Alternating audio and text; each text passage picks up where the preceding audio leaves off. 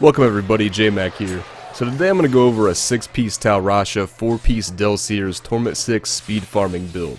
Now speed setups with Aether Walker are obviously very good, but I think this is a comparable way to quickly farm Torment 6 and is a lot of fun as well. So first off, let's go over the basics of what we're trying to do with this setup. We're running 6-piece Rashas for the meteor procs from the 2-piece bonus, as well as the damage buff from the 6-piece bonus. 4-piece Delsere's is going to make our slow time deal 2000% weapon damage every second. Slow time is going to be our main damage dealer and very often is all you need to cast on the trash mobs in Torment 6. The Ingeom weapon reduces our cooldowns by 10 seconds for 15 seconds after killing an elite or champion pack. This is really what makes the build work. After you kill that first elite pack, you should be able to move fast enough and kill fast enough to keep the Ingeom buff going at almost all times. So the basic playstyle is that you want to drop your damage over time effects such as slow time, blizzard, etc. and teleport to the next group of mobs, rinse, and repeat. Let's take a closer look at the abilities. Black Hole Supermassive. This will proc our lightning from the Rasha's set and will pull mobs into the slow time dealing massive damage. You probably won't need to cast this on trash mobs very often, but at least cast it from time to time to keep the Tal's damage buff going. Slow time, Time Shell. This rune reduces the cooldown of slow time to 12 seconds instead of 15. So with the 10-second Ingeom, you only have 2 seconds of downtime, which we can take care of with casting Arcane Orb in tandem with the 2-piece Delsere's bonus, which reduces the cooldown of slow time by 2 seconds when you cast Arcane Orb. Slow time now also takes on the highest elemental type from your gear and deals that type of damage. So for this build, you want to make sure you have fire elemental damage stacked on your gear so that slow time will be dealing fire damage and also proccing fire meteors and getting us to our 4 stack with Rashas. That brings us right into Arcane Orb with the Arcane Orbit rune.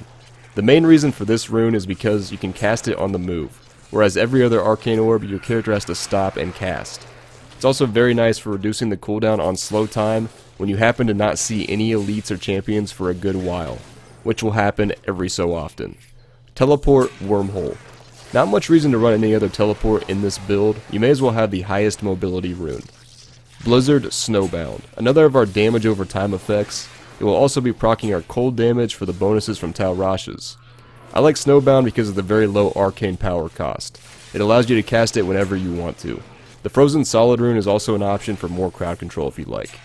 Magic Weapon, Force Weapon. Pretty self-explanatory, just a straight up damage buff. Now for the passives. Elemental Exposure. We are cycling through all 4 element types, this is an obvious choice for damage.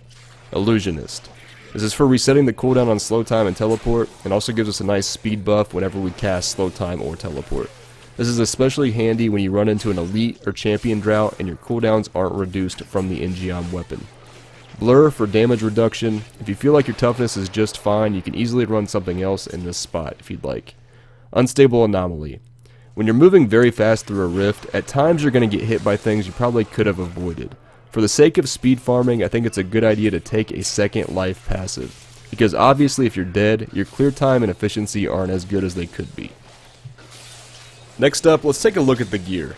Now keep in mind that there are a few ways to make sure you get all the set bonuses you need, but however you set up your character, make sure that you can get the Nilfr's boots along with the 6-piece Tals and the 4-piece Delsere's.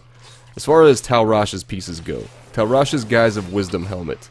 You want crit chance, meteor damage, main stat, and a socket here. A life percentage gem, XP gem, or CDR gem would all be fine in the socket. Rasha's amulet. You want main stat, crit chance, crit damage, and a socket. You could also go fire elemental damage instead of the main stat if you wanted to. Rasha's belt. Int, Vit, All-Res, life percentage. Rasha's gloves. You want main stat, crit damage, crit chance, and then you can either go cooldown reduction or vitality, whatever you prefer. Rasha's offhand. This always rolls up to 25% meteor damage now, and then you want int, vit, crit chance, and I like arcane power on crit. Next we have the Delsere's chest with intelligence, vitality, armor, and 3 sockets. The Delsere's shoulders with int, vit, armor, and CDR. You could also go life percentage instead of the CDR if you wanted to. Delsere's pants with int, vit, 2 sockets, and all resist. An armor roll would be ideal, but doesn't really matter for T6 farming. Then we have the Ring of Royal Grandeur with a socket and crit chance. You could also go crit damage over the crit chance if you wanted. This gives us the 4-piece Delsere's bonus and the 6-piece Tal Rasha bonus. The Ingeom weapon, which we already talked about. The most important thing is you have a 10-second Ingeom. If you have an 8 or 9-second one, it can still work, but at that point you may be better off just running an Aetherwalker Torment 6 setup. Mine isn't even ancient and still smashes Torment 6. Nilfer's Boots. This gives us a huge damage buff to our meteors from the Tal Rasha's 2-piece bonus, and an even bigger damage increase against 3 or less enemies. Convention of Elements Ring. This gives us a nice rotating buff to our elements. You could also run a Stone of Jordan here, or honestly any decently rolled ring. And we have Nemesis Bracers. The biggest reason to run these is so you spawn more champion packs. This will proc the Ingeom legendary effect when we kill them. This gives us a much higher uptime on the cooldown reduction. Strong Arm Bracers are also an option for more damage. Let's take a look at the legendary gems. So we have Bane of the Trapped. I'd recommend this one by far the most for damage. It's going to proc from your slow time, which you're going to be casting on pretty much everything. Really, really good. Then you got the Zai's Stone of Vengeance. You're going to get more damage the farther away you are from enemies. And what you're trying to do is put your slow times down and your damage over time effects and then teleport away as they deal damage. So you're going to be far away from the enemies a lot of the time. It also gives you a really nice extra stun effect, which in Torment 6 you may not need as much as, say, if you're doing 50 plus greater rifts, but it's still nice to have. Then as far as your third legendary gem goes, you could go with Boon of the Hoarder if you wanted to, mainly just for the movement speed that you get when you pick up gold, but really only run this if you have a decent amount of pickup radius. I'd recommend at least 10 or so. 15 would be preferable though. And then we've got the Bane of the Powerful, which whenever you kill an elite, you're going to get a damage buff, and it also gives you some extra damage versus elites at rank 25, which is definitely nice if you feel like you need more damage. Really, at this point, I'm running a non-ancient Ingeom and a non-ancient offhand, and I still don't feel like I need more damage. But if you do, go ahead and run the Bane of the Powerful there. Anyways guys, I hope you enjoy the build. It's a lot of fun. You should be able to do Torment 6 rifts in 2 minutes or less, and if you get the right rift, maybe even 1 minute or less. So anyways, as always, thank you very much for watching. If you enjoyed the video, don't forget to like and subscribe, and I'll see you guys next time.